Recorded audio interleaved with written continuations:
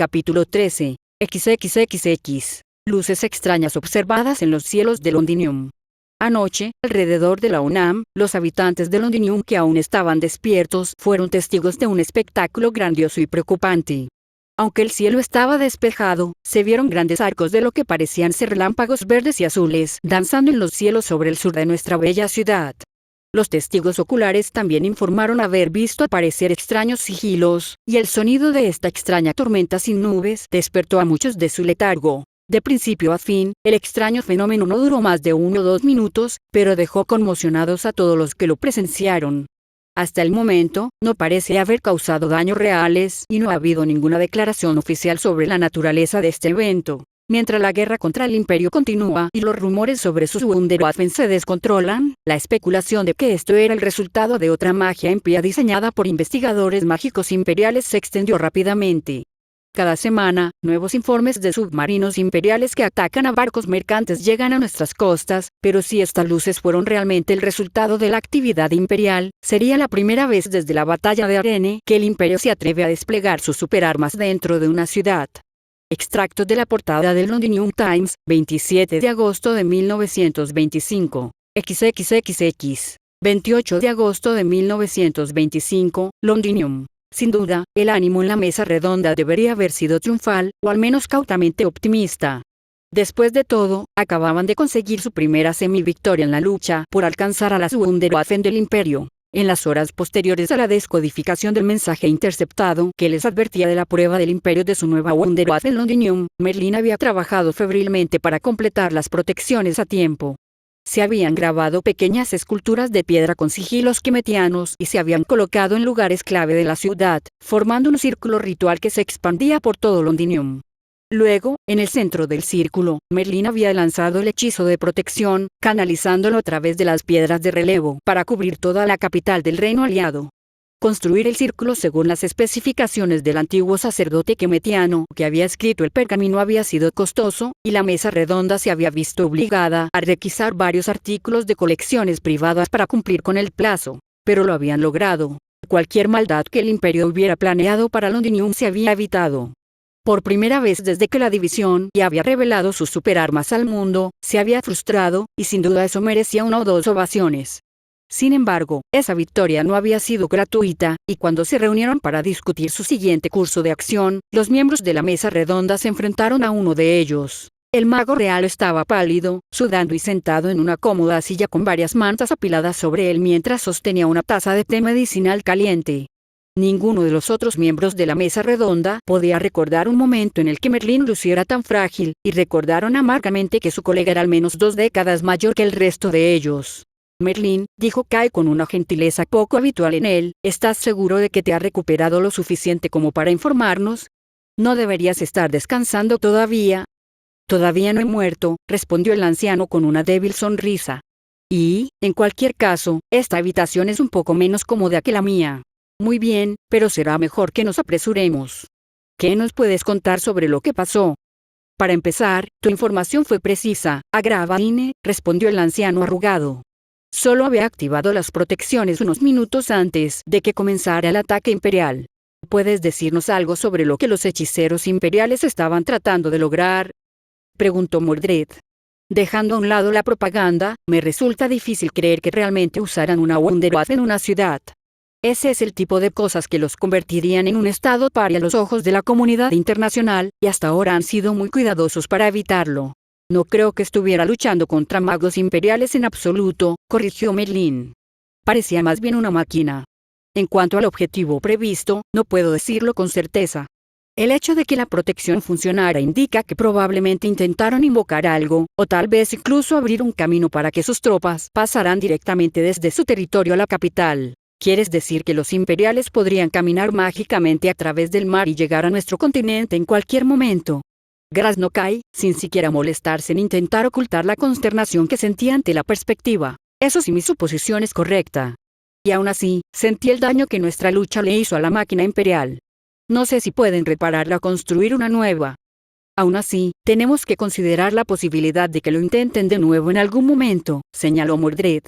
No saben más sobre nuestras defensas de lo que nosotros sabemos sobre lo que usaron para probarlas, pero con vos en este estado, no podemos pediros que realicéis el hechizo de nuevo, aunque nuestras fuentes nos adviertan de otro ataque.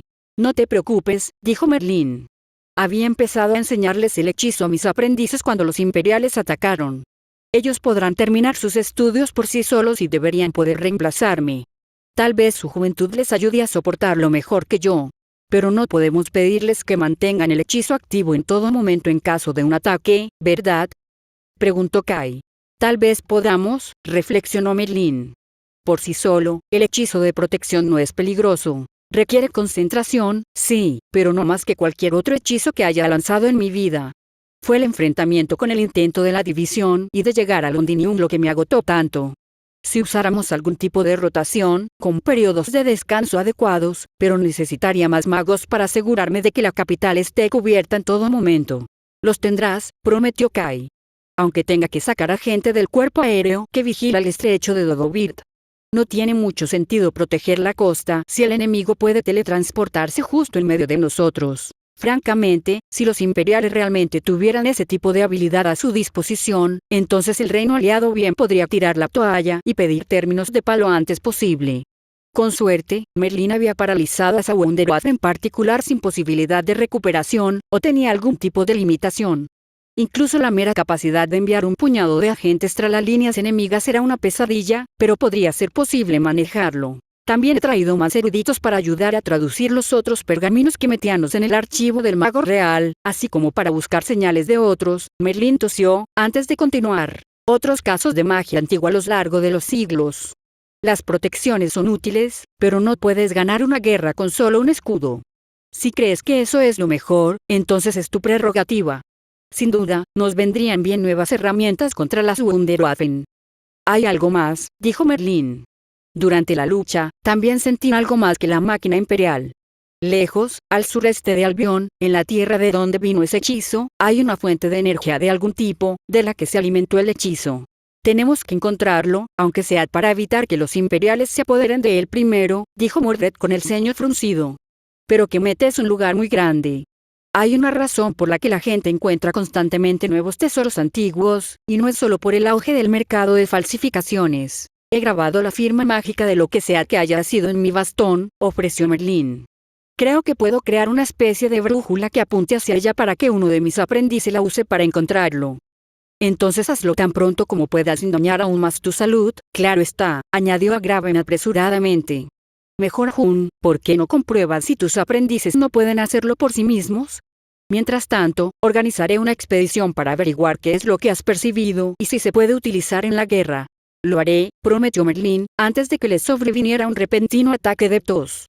Mientras bebía un buen trago de su copa, el resto de la mesa redonda pasó a otros asuntos menos importantes, pero no por ello menos vitales. Después de todo, dirigir una guerra era mucho trabajo. XXXX. 25 de septiembre de 1925, Queria, capital de Kemetian. El profesor Henry Carnahan, del Departamento de Arqueología del Su Majestad el Real Colegio, sonrió y asintió en señal de agradecimiento al comerciante local cuando ambos terminaron la transacción.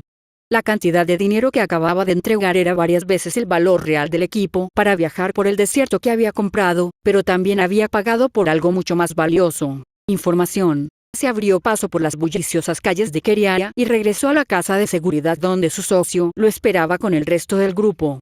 La joven, que parecía recién salida de una de las fiestas de té más exclusivas de Londinium, saludó su llegada con un gesto cortés. Tenía una figura bastante llamativa con su ropa de viaje, y Carnahan había aprendido a apreciar su ingenio durante el viaje desde Londinium. Su fuerte potencial mágico la había llevado a desarrollar una actitud mucho más abierta de la que a la mayoría de las mujeres álbicas se les permitía expresar en público. Un hombre menos competente podría haber tenido la tentación de probar suerte y conocerla mejor, por así decirlo, pero Carnahan había estado felizmente casado durante 5 años, amaba a sus 2 hijos más que a su vida misma y no tenía intención de hacer nada tan monumentalmente estúpido. Está confirmado, señorita Niniane, le dijo después de dejar sus compras. La misma noche que sucedió lo que pasó en Londinium, la gente de aquí vio luces extrañas en el desierto hacia el oeste. Era difícil decir a qué distancia, pero no nos llevaría más de unos días llegar a la zona, 2 semanas como máximo. Después de eso, su brújula debería llevarnos a donde necesitamos ir, suponiendo que funcione como usted dijo. Te aseguro que así será.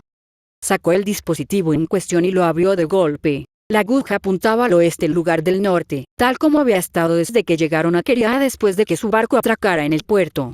Sin embargo, la aguja se tambaleaba un poco, se movía de un lado a otro como si alguien estuviera jugando con imanes cerca de ella.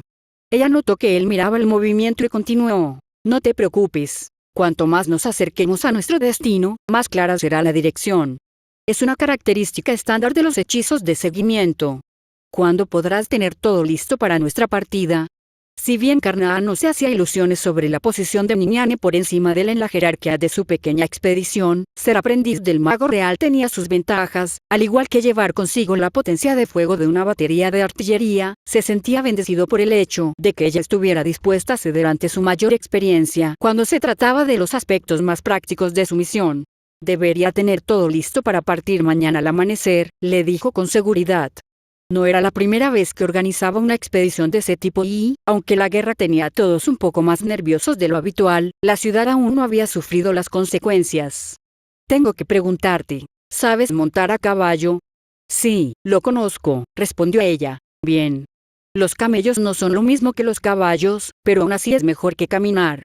Alquilar camellos para los dos, más sus 4 guardaespaldas y ayudante le costaría un dineral, pero estaba cumpliendo con su deber para con el rey y el país, y la oficina del mago real había prometido cubrir los gastos.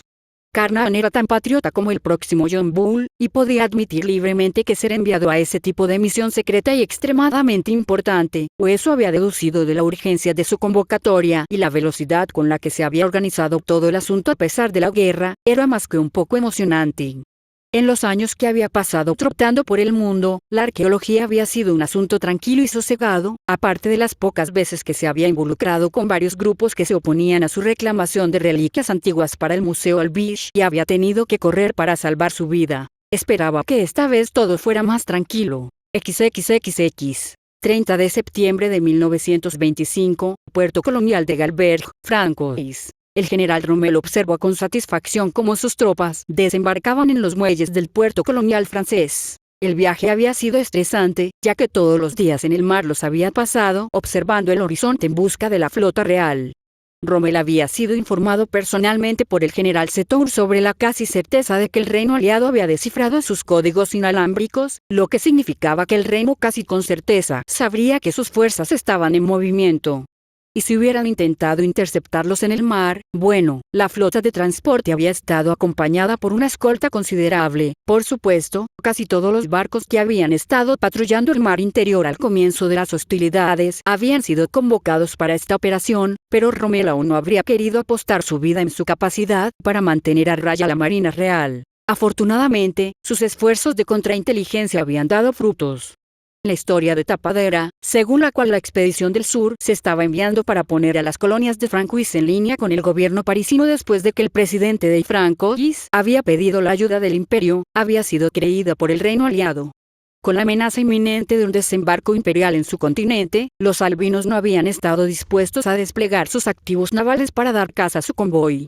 Habían navegado hacia el sur desde la base de la Armada Imperial en Fiume hasta que habían pasado la península de Ildoan al oeste y habían cruzado el mar interior sin más problemas que unos pocos casos de mareo, antes de desembarcar finalmente en Galberg. Por supuesto, la guarnición local no estaba precisamente contenta de verlos, incluso con el presidente François haciendo todo lo posible por suavizar las cosas antes de su llegada. Eso era justo. Rommel y sus hombres eran parte del ejército que había aplastado al suyo y tomado su capital, algo que no se podía esperar que alguien disfrutara. El general se había asegurado de que sus hombres supieran que debían comportarse lo mejor posible en todo momento y no empezar nada. Quedaba por ver si eso sería suficiente, pero no deberían quedarse aquí tanto tiempo como para que eso importara. Los aviones estaban siendo descargados de los barcos para ser transportados a la base aérea de Galberg, que según los términos de la rendición de Francois el ejército imperial tenía derecho a utilizar. Los tanques avanzaban sobre pasarelas reforzadas, junto con el resto de los vehículos de la expedición. Todo parecía ir a buen ritmo, lo que significaba que deberían estar completamente desembarcados y listos para partir en unas pocas horas en el mejor de los casos, y Rommel no esperaba menos que lo mejor de las tropas bajo su mando. Descargar tropas y material equivalentes a 2 divisiones en tan poco tiempo solo era posible gracias a las instalaciones de Galberg, otra razón por la que se alegraba de no tener que llegar al continente sur con prisas. Su mirada se posó en un barco un poco apartado del resto, ya que había sido elegido para transportar los recursos menos convencionales que habían sido asignados a esta pequeña excursión. Las tropas que estaban desembarcando no se parecían a ninguna otra que Rommel hubiera comandado antes, y no pudo evitar sentir un escalofrío de aprensión y emoción al pensar en liderarlas en la batalla. Hombres que portaban armas extrañas escoltaban a personas con túnicas con capucha y batas de laboratorio, y 5 cajas con forma de ataúd eran transportadas con mucho cuidado al exterior y hacia los camiones que los esperaban. Los soldados, que no llevaban ningún arma más que unos cuantos cuchillos y una pistola, se movían con una gracia depredadora que gritaba peligroso a cualquiera con un mínimo de sentido común, mirando a su alrededor como si estuvieran esperando una emboscada en todo momento. Y un hombre con gafas y uniforme de coronel encabezó el desembarco de todo, hablando agitadamente con un capitán alto que llevaba la insignia del cuerpo de magos aéreos del imperio. Rommel comprobó una última vez que sus subordinados tenían todo bajo control y luego, con una sonrisa, caminó hacia él. «Bien, ya estamos aquí, coronel», gritó. «¿No se siente feliz de haber abandonado estos magníficos barcos?» «General Rommel», suspiró al coronel Erich von Lerchen. «Recuerde el decoro de su puesto». «Pero sí, confieso que me alegro de volver a tener tierra firme bajo mis pies». Lerchen había sido uno de los más afectados por el mareo, hasta el punto de que había sido su segundo al mando quien había informado a Rommel de que todo iba bien durante el camino a través del mar interior.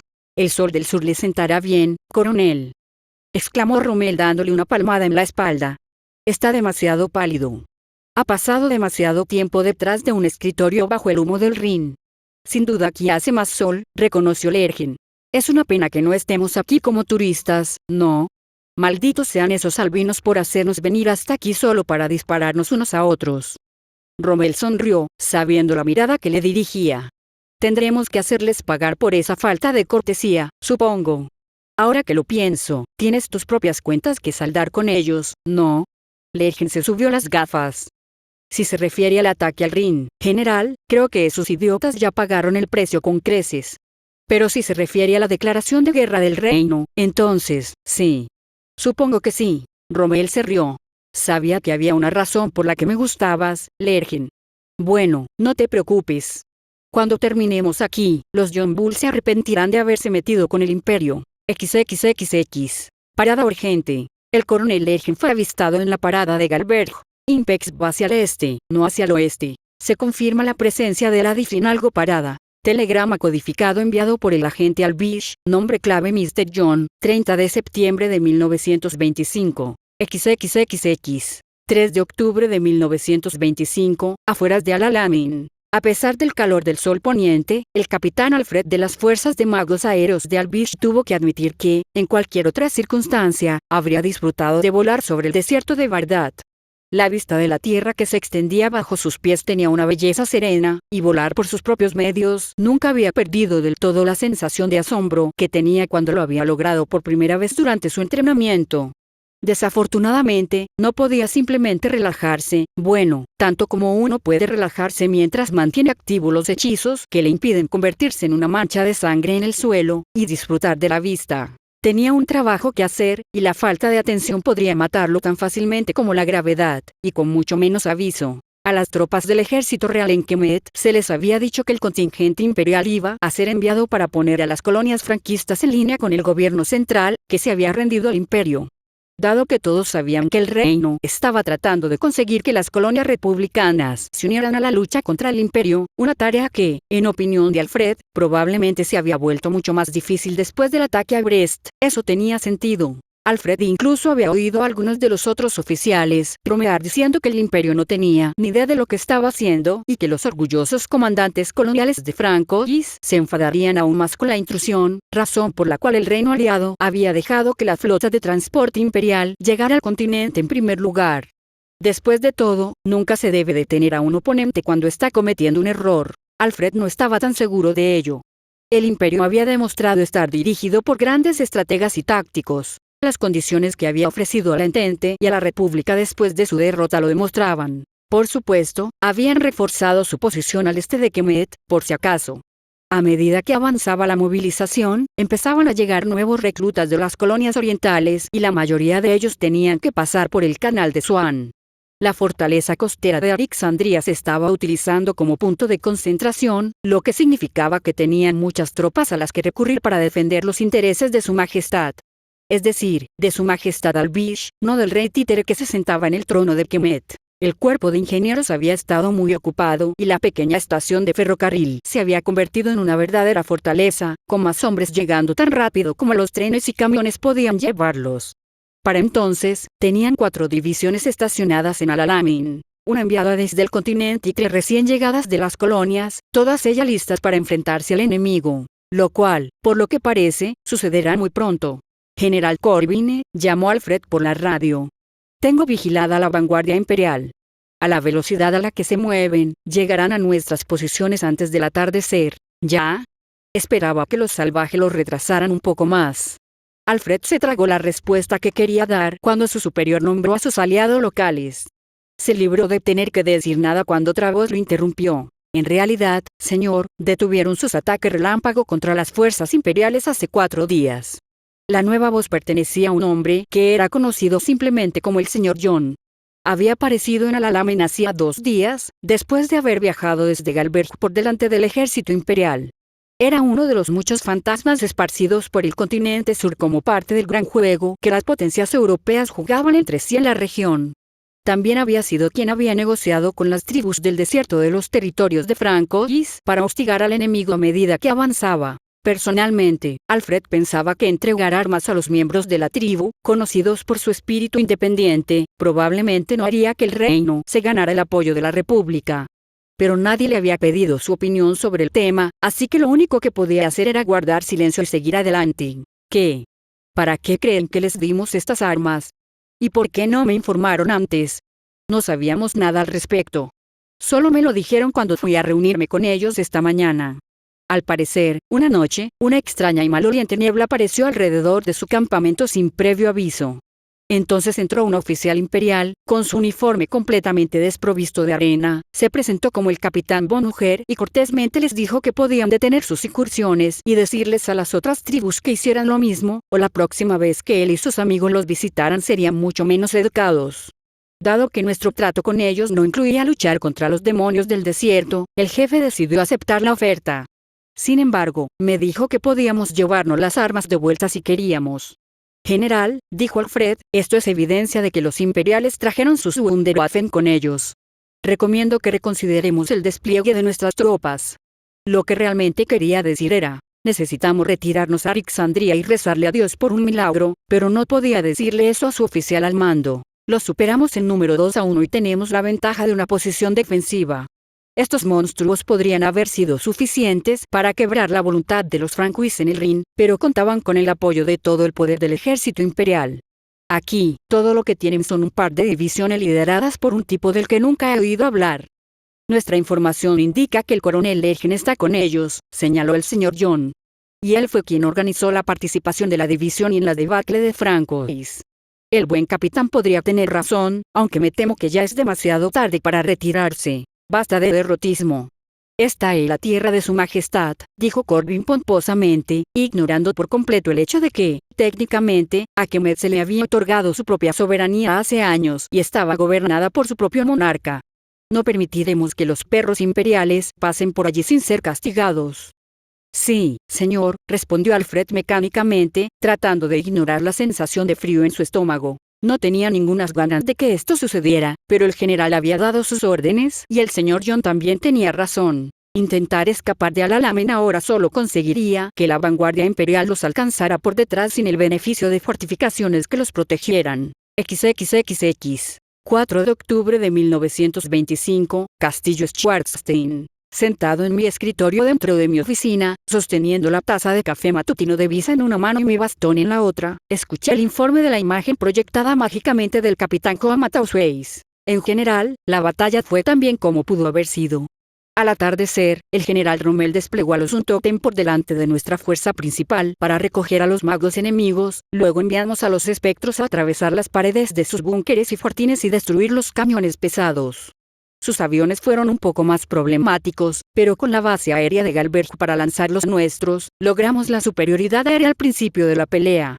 Después de eso, los Untoten se retiraron después de ocuparse de los magos para evitar agotar nuestras reservas de sangre.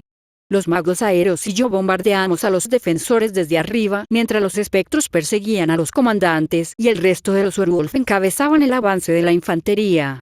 ¿Cómo se desempeñaron nuestros nuevos amigos? Todos siguieron su entrenamiento sin problemas. Las habilidades de ilusión de los mirajes compensaron con creces su regeneración más lenta en comparación con los Phantoms. No podían curarse tan rápido, pero no recibían tantos golpes. Como los Spectres habían inutilizado a los camiones pesados enemigos, fue una masacre. No creo que el comandante del reino les hubiera dicho a sus tropas qué esperar, por lo que ver a los demonios del Rin fue un gran shock psicológico. Me lo podía imaginar con facilidad. La mayor parte de las tropas albianas a las que se había enfrentado la expedición del sur eran colonos recién reclutados, lo que significa que su primera experiencia real de combate habría sido ver a un grupo de monstruos aparentemente invulnerables cargando contra ellos, justo después de que sus magos hubieran sido arrancados de los cielos y sus armas más pesadas hubieran sido desmanteladas. E independientemente de lo que sus oficiales europeos pudieran pensar, dudaba que hubieran estado demasiado felices de ser enviados a luchar en otro continente en primer lugar. Como había demostrado la batalla del Rin, los ejércitos convencionales sin supersoldados propios no podían ni siquiera esperar enfrentarse a los proyectos UIW. Me sorprendió que los Albino lo hubieran intentado, pero tal vez su comandante no sabía nada de la participación de la División I, en cuyo caso la decisión de fortificar a la lámina habría tenido mucho más sentido.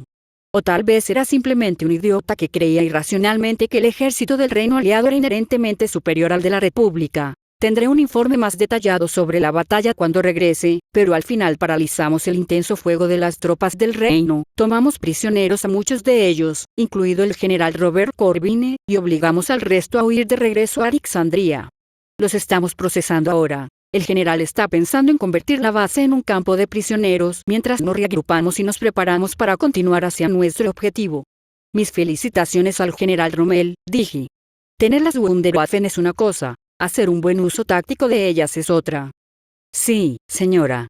Los Untoten también lograron tomar prisioneros a algunos magos enemigos. Creo que querían demostrar que se podía confiar en que no cederían a sus impulsos después de lo que sucedió en el Rin. ¿En serio? Suspiré. Quiero decir, me alegro de que lo hayan hecho, no me malinterpreten, pero en aquel entonces estaban bajo los efectos del Andlosinacht. Una droga que creamos y les dijimos que tomaran. No tuvieron que demostrar nada. Aún así, denles mis felicitaciones. La batalla final del Rin había sido la primera vez que los Untoten habían sucumbido a su sed de sangre y se habían dado un festín con enemigos vivos.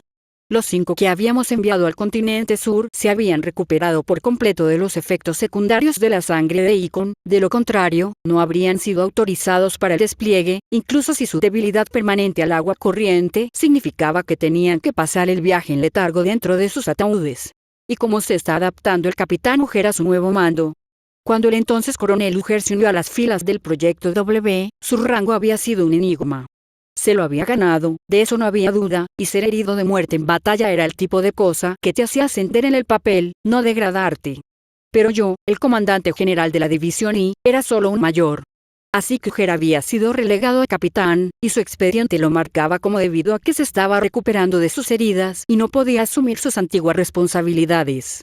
Se lo había tomado notablemente bien, bromeando que con gusto habría pasado el resto de su carrera militar como soldado raso, fregando ollas y cavando letrinas si eso significaba que podía abrazar a su hija nuevamente. En realidad, otorgarles curaciones milagrosas a los empleados hacía que su gestión fuera mucho más sencilla. Por otra parte, la División I no seguía exactamente los estándares del ejército imperial en lo que se refiere a rangos, al igual que el cuerpo de magos aéreos. Yo seguía siendo solo un mayor, por ejemplo, a pesar de mis logros y del hecho de que efectivamente comandaba una nueva rama del ejército. Por lo que había insinuado el general Setour, el cuartel general central había decidido posponer mi ascenso siempre que no obstaculizara mi capacidad de mando para mantener el secreto operativo. Ya había habido demasiadas señales de que el enemigo sabía más de lo que nos gustaría sobre las operaciones de la División I. La misma lógica se aplicaba a las medallas, aunque no a las que había pedido para los Untoten que habían muerto contra los Eikon. Por razones de propaganda, todas las condecoraciones se hicieron públicas dentro del imperio, lo que significa que los espías del reino podrían usarlas para, por ejemplo, rastrear a la familia del capitán mujer y utilizarlos como rehenes para obligarlo a obedecer. A mí me parecía bien. Cuanto más bajo fuera mi perfil, más posibilidades había de que me las arreglara para pasar desapercibido y evitar que me llevaran a juicio por crímenes de guerra una vez que la guerra hubiera terminado. Aunque un aumento de sueldo habría estado bien, teniendo en cuenta todas las horas extra que estaba haciendo, lo está haciendo bien. Tenerlo como explorador fue muy útil para encontrar a los miembros de la tribu que nos estaban acosando. Bien. ¿Qué pasa con los ocultistas? ¿Algún problema con ellos? Nada importante, me dijo en un tono de voz que, incluso a través de la distorsión del hechizo, logró transmitir que no quería preguntar cómo un grupo de nobles y académicos de tercer grado se adaptaban a la vida en el desierto.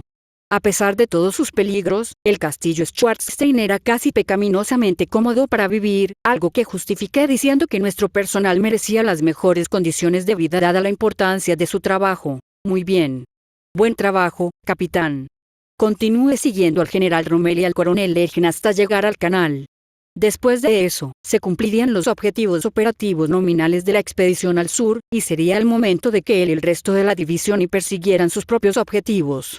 No estaba seguro de si el general Rommel había sido informado sobre ellos, aunque esperaba que el coronel Legend lo hubiera sido. Sí, señora, respondió con un saludo seco y luego cortó el hechizo. Estiré mis extremidades y pensé en todo lo que me había dicho.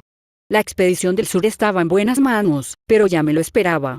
El coronel Legend había demostrado que podía liderar a los supersoldados de la división y antes, y si el general Rommel se parecía en algo al que recordaba vagamente de los libros de historia de mi mundo anterior, había pocos estrategas más adecuados para este teatro de guerra en particular. Por supuesto, cuando el general Setour me presentó su plan a través de Neumann, a quien había enviado a Verun con órdenes de que, en esencia, sirviera como relé de comunicaciones después de inculcarle en la cabeza lo que le haría si se filtraba alguno de los secretos de Estado que tendría que repetir a través del hechizo de comunicación del D-24, me ofrecía unirme a la expedición sur. Por mucho que no quisiera ir a luchar en una guerra en el desierto, no ofrecerme me habría hecho quedar mal. Afortunadamente, el general Setour se negó, diciendo que tenía otra idea. Aunque él había afirmado que tenía sus propias razones para querer enviar al coronel Legend, también estaba bastante seguro de que no quería enviarme tan pronto después de mi segundo uso de Cosmos Blood. La idea me hizo mirarme el brazo antes de poder detenerme. Mi antebrazo derecho estaba cubierto con un guante negro que ocultaba el hecho de que mi piel hasta el codo se había convertido en el mismo tipo de cielo nocturno lleno de estrellas que se convirtió todo mi cuerpo cuando usé el Cosmos Blood, con mi piel normal que parecía agrietarse y descascararse en la unión. La tela alrededor de mi mano tenía que ser especialmente gruesa para oscurecer la luz con forma de galaxia que brillaba desde mi palma donde había tocado por primera vez el dispositivo arcano Natsadi que me había permitido matar a la cosa dragón. Mi sentido del tacto con esa extremidad también se había vuelto extraño, aunque la cubierta ayudó y todavía podía manejar la actividad del día a día sin problemas. En cuanto a los precios por utilizar el Cosmos Blood, podría haber sido mucho peor, aunque el hecho de saber que me parecía cada vez más a un chunibyo era doloroso de soportar. Sin embargo, era mucho mejor que mi cuerpo pagara el precio en lugar de mi mente. Tal vez mi actitud arrogante se debía a mi reencarnación y a que todavía consideraba que mi antiguo cuerpo era el verdadero, no era como si pudiera hablar de ello con un psicólogo profesional. Más preocupante fue la velocidad con la que había decidido recurrir al Cosmos Blood.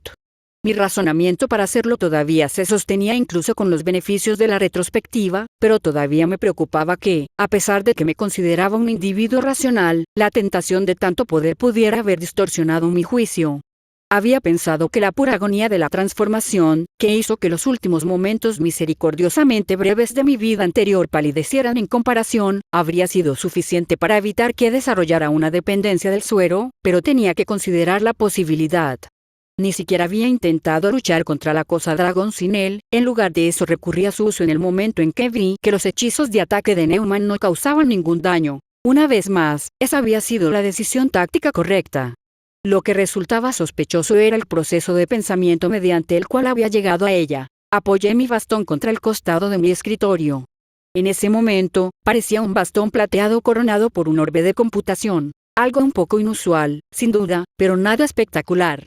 Sin embargo, como el Dr. Yosefka me había dado el visto bueno para realizar actividades extenuantes, lo había llevado a dar una vuelta por el aire sobre el castillo Schwarzstein. Los cambios habían sido innegables, tanto en la velocidad de lanzamiento como en la cantidad de maná que el orbe podía procesar al mismo tiempo.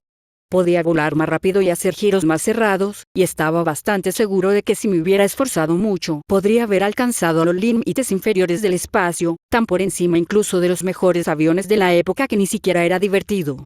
El D-24, a pesar de todas sus muchas ventajas, no era un verdadero orbe de computación basado en los mitos, sino simplemente un paso hacia esa meta.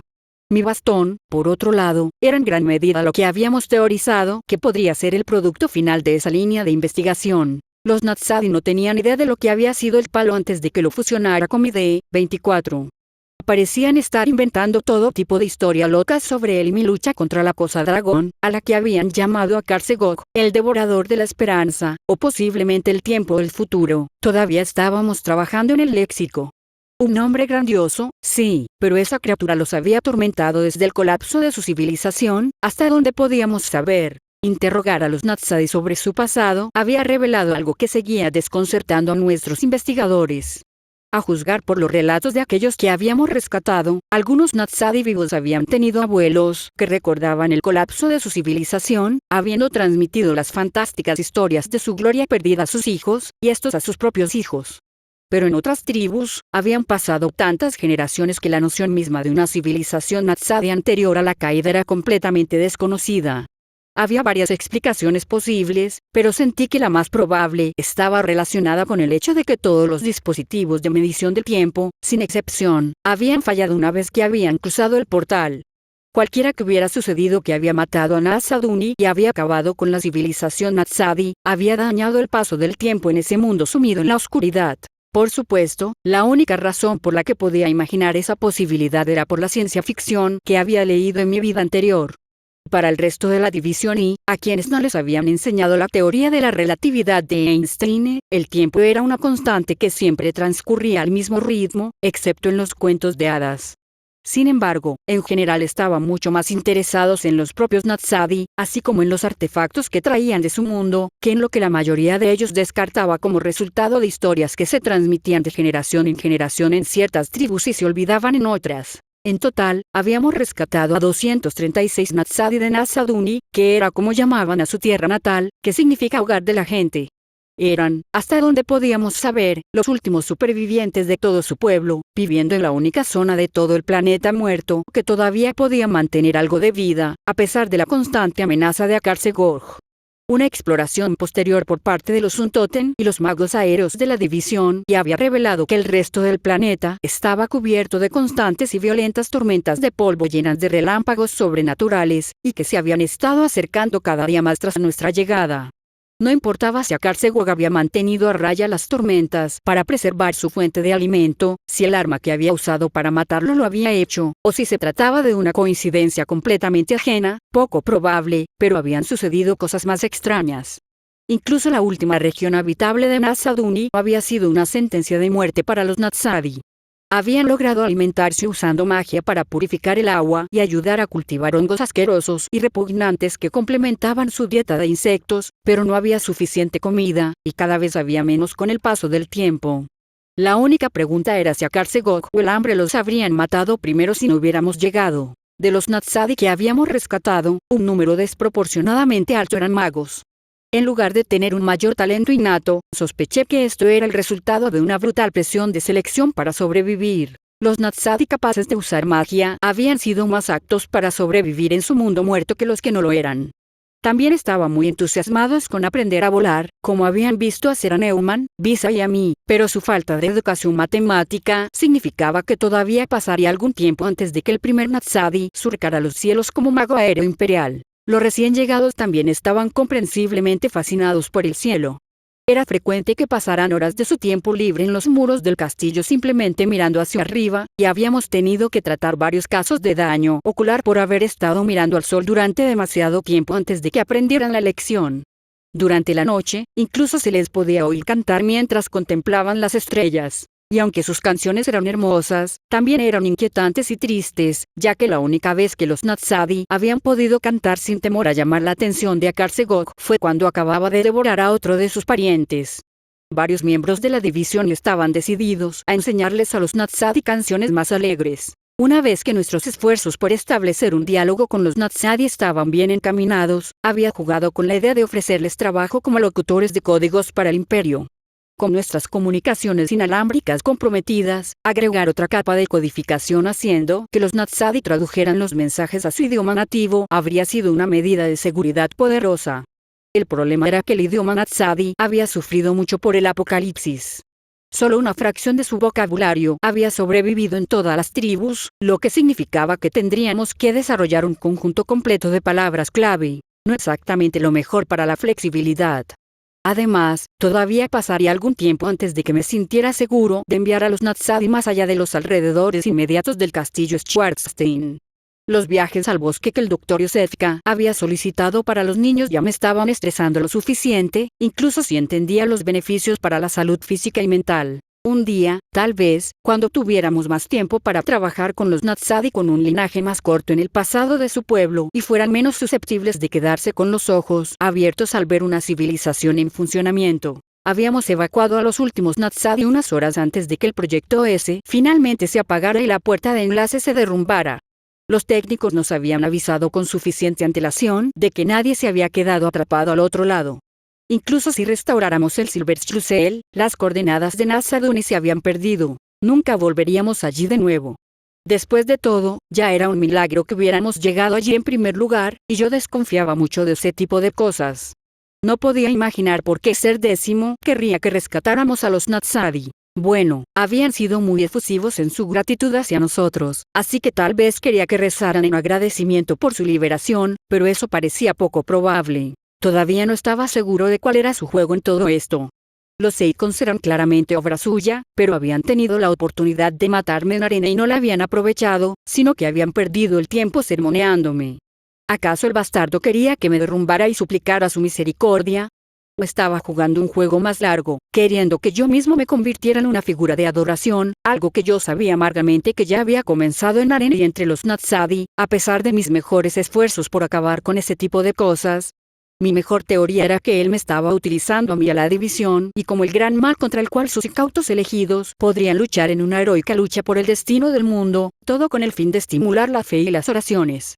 Era parte de la razón por la que estaba tan decidido a evitar que el imperio utilizara a las Wunderwaffen para cometer crímenes de guerra que pondrían al mundo entero en nuestra contra, y me había arriesgado a decirle al general Rudersdorf que unas condiciones de paz generosas para el Entente eran lo mejor para todos.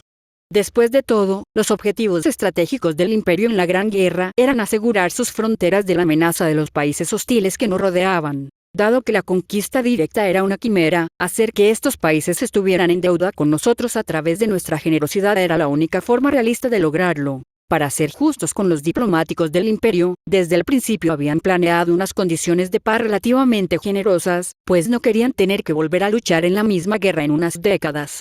Y, por supuesto, ese noble objetivo de establecer el imperio como una potencia hegemónica continental mediante vínculos diplomáticos y económicos solo se lograría si ganábamos la Gran Guerra y no destruíamos a Europa ni al mundo en el proceso. No tuve miedo de admitir que la visión de la desolación de Nasaduni me había sacudido. En lo que se refiere a los cuentos que advierten sobre los peligros de entrometerse con los mitos, contemplar la ruina de un mundo entero extendiéndose bajo un cielo destrozado era algo bastante difícil de superar. Desafortunadamente, parecía que el reino aliado estaba buscando los medios para contrarrestar a las Wunderwaffen, y aunque probablemente no iban a construir su propia Denkmaschine, aunque habían sido ellos los que habían construido un enorme protoordenador para ayudar a su esfuerzo bélico en mi viejo mundo, claramente habían encontrado algo. Curiosamente, me había encontrado esperando que lo que los albinos habían encontrado en Kemet que había contrarrestado el proyecto ese viniera del Ser Décimo, al igual que los Seikons. Por un lado, la idea de que ese bastardo estuviera detrás del viejo panteón que una vez había sido adorado allí me enfermaba, pero por otro, prefería evitar que los John Bulls se metieran con los mitos. Los Seikons habían demostrado que los dones del Ser Décimo eran tan peligrosos para su portador como para sus enemigos, pero hasta ahora no parecían ser capaces de acabar con la vida en el planeta tal como lo conocíamos. La idea de firmar un tratado de desescalada con el Ser Décimo pasó por mi mente brevemente. Lo peor de todo era que, si hubiera tenido una forma de contactarlo, podría haberlo considerado de verdad. Que jugara con la gente de este mundo con el propósito de fastidiarme y cosechar su fe era malo, pero que todos murieran horriblemente en un apocalipsis de los mitos sería mucho peor. Sin embargo, como no había sabido nada de él desde que me había reencarnado, esa opción estaba descartada y dependía de mí convencer al alto mando imperial de lo importante que era esto, lo que también implicaba proporcionar otras opciones menos destructivas a mis superiores para que el imperio no terminara acorralado hasta el punto de que comenzaran a considerar desatar todo el arsenal de horrores encerrados en las bóvedas del castillo. Si nunca volví a ver a Kinder, sería demasiado pronto. Nuestra última ronda de reclutamiento para Project W había llegado y se había ido con aproximadamente la misma tasa de supervivencia que la anterior. Esta vez, 51 candidatos habían sobrevivido. Cuando llegó y pasó el último ritual, habíamos conseguido 14 fantasmas, 27 espejismos, 2 ecos, 2 espectros, 3 susurros y 4 representantes de una nueva raza que llamamos sombras. Las sombras eran rojas, marrones y puntiagudas, con poderosas piernas con doble articulación que les permitían saltar distancias increíbles. Elia se había mostrado muy entusiasmada con ellas, casi exigiendo que se las asignaran a sus esfuerzos por construir un grupo de contraespionaje dentro de la División Y. Era fácil ver por qué. Cada sombra tenía la capacidad de volverse no solo invisible, sino también completamente silenciosa e indetectable a través de hechizos de detección térmica, a voluntad. También tenían espinas afiladas en sus voluminosos brazos, y las agujas con forma de barba que crecían de su barbilla podían ser disparadas y estaban recubiertas de un veneno paralizante. Y luego, por supuesto, estaba su habilidad especial. Cada subtipo parecía tener una, aunque aún no habíamos descubierto la de los hechos, de teletransportarse hasta 100 metros junto a un objetivo que pudieran ver en una ráfaga de ataques. Eran mucho menos resistentes que el subtipo Phantom, y su regeneración también era mucho más lenta. Los habíamos clasificado como un tipo hombre lobo de combate sigiloso. Parecían bastante diseñados para el espionaje, el secuestro y el asesinato, y yo había aprobado la solicitud de Elia de que comenzara a entrenarlos en espionaje tan pronto como hubieran pasado el entrenamiento básico. Como habían demostrado el general Rommel y el coronel Legend en el continente sur, más Werwolf habría nuevas posibilidades tácticas, pero lo que necesitábamos era otra herramienta estratégica. El Project S habría sido perfecto, pero llevaría meses construir uno nuevo, y eso si pudiéramos encontrar todos los componentes necesarios, algunos de los cuales eran increíblemente raros y valiosos. Tenía una idea, varias en realidad. Pero mucho dependería de lo que nosotros y el reino encontráramos en las arenas de Kemet en el futuro cercano. XXXX. 4 de octubre de 1925, Desierto de Bagdad. El viaje había sido largo, pero por fin habían llegado a su destino, y ¡qué espectáculo! Carnahan podía sentir que le hervía la sangre de emoción, así como el calor del sol del desierto, mientras contemplaba la estructura que emergía de las arenas al pie de la duna en la que se encontraba su camello. Entre las dunas se extendía una vasta extensión cuadrada de piedra plana, con una hilera de pilares que la delimitaban a cada lado y un puñado de edificios construidos sobre ella. Incluso desde esa distancia, Carnahan pudo ver que cada pilar estaba cubierto de grabados que habían sobrevivido milagrosamente al paso del tiempo. ¿Cómo diablos nadie encontró este lugar antes?, preguntó en voz alta, desconcertado. No esperaba una respuesta, pero Nimiane le dio una de todos modos. Puedo sentir los restos de un hechizo de ocultación y protección tejido a su alrededor. Creo que se dañó cuando mi maestro luchó contra el ataque del Imperio en Londinium. Lo que llevó a las extrañas luces que vieron los lugareños en el proceso, finalizó Carnahan. Tiene sentido para mí. Luego frunció el ceño cuando se le ocurrió algo más. Eso significa que todo este lugar está expuesto a los elementos ahora. Tenemos que asegurarnos de registrar todo lo que podamos. Aunque entiendo su entusiasmo profesional, señor Carnahan, dijo Nimiane con una sonrisa irónica, recuerde que nuestra principal prioridad es encontrar si hay algo que pueda usarse en nuestra lucha contra las superarmas del Imperio. Lo sé, lo sé. Es solo que, suspiró. Es un descubrimiento académico increíble, señorita.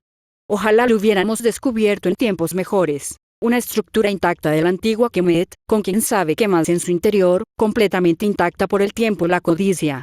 Habría sido el tema de conversación de toda la comunidad arqueológica, si no del país, y habría marcado su carrera. Ahora, de alguna manera, dudaba que el gobierno le permitiera publicar los hallazgos que hiciera durante este viaje. Yo también, señor Carnahan, dijo Nimiane con nostalgia. Yo también. Pero tenemos un deber con el rey y con el país, y lo cumpliremos sin quejarnos. XXXX. Notas del autor. Hasta donde yo sé, que el Urgense Mare no es algo canónico. Simplemente me pareció gracioso. Y estoy segura de que nada malo les pasará al señor Carnahan y a la señorita Nimiane. No sé por qué podrías pensar lo contrario. Este capítulo tiene muchos nombres alternativos para países y ciudades que existen en la vida real. Algunos de ellos fueron recopilados de varias fuentes canónicas, otros los inventé yo. Aquí hay una lista de los nombres que encontré en la novela de vida real y en el manga, aunque este último es una traducción de un fan, así que tómense esa lista con pinzas. Trípoli, Politoli, Túnez, Turús, Alejandría, Alexandría, Bengasi, Galberg, El Alamein, Al-Alamein, El Cantaoní, Anfidable, Argelia, Malgería, Desierto del Sáhara, Desierto de Barbat, Mar Mediterráneo, Mar Interior. Ahora, pasemos a los nombres que inventé. El nombre de Not. Egipto es Kemet, la Tierra Negra, llamada así por las áreas fértiles alrededor del Nilo. Como mencionó un lector, Ourto, NSB, el hecho de que la zona sea conocida por su propio nombre en lugar de uno que le pusieron los griegos implica que eran algo más poderosos / influyentes en la escena internacional, en esta historia, haciendo alusión a la poderosa magia que alguna vez poseyeron, aunque eso no fue suficiente para evitar que fueran subyugados por el reino aliado. El nombre de Keria para el Cairo como capital de Kemet lo encontré mientras deambulaba por la página de Wikipedia y lo encontré como un nombre para la fortaleza de Babilonia, ubicada en el Cairo en la vida real. Lo elegí porque sonaba genial. El canal de Swan es un nombre alternativo para Suez sugerido por Migamen Y2 Play en Space Battles. Fiume la ciudad de Rijeka, una ciudad portuaria en Croacia en la vida real. Después de revisar los mapas en la LN, descubrí que el imperio tiene una costa hacia el mar interior, donde se encuentra Croacia en la vida real, lo que me obligó a reescribir parte del punto de vista de Rommel mientras rediseñaba toda la primera fase de la expedición al sur como resultado. Una vez más, este capítulo terminó escrito mucho más rápido de lo que pensé que lo haría, incluso si pasé mucho más tiempo investigando geografía e historia de lo que había planeado. Espero que lo hayan disfrutado y estén ansiosos por lo que viene a continuación. Las reseñas, los comentarios y las sugerencias son una gran parte de lo que mantiene el ritmo frenético de escritura de esta historia. En este momento, estoy buscando sugerencias de mitos Project que Tanya podría usar para resolver el problema de la Marina Real, ya que lo menciona en su punto de vista, no creo que sea un spoiler. Por supuesto, los nuevos ecos que obtuvo del gacha, que una vez más fue completamente aleatorio, con las mismas reglas que la última vez, tendrán que estar involucrados de alguna manera, pero estoy buscando más. Por cierto, esta historia ahora tiene una página de televisión Tropes. Échale un vistazo y complétala. Sariel fuera. Fin del capítulo 13.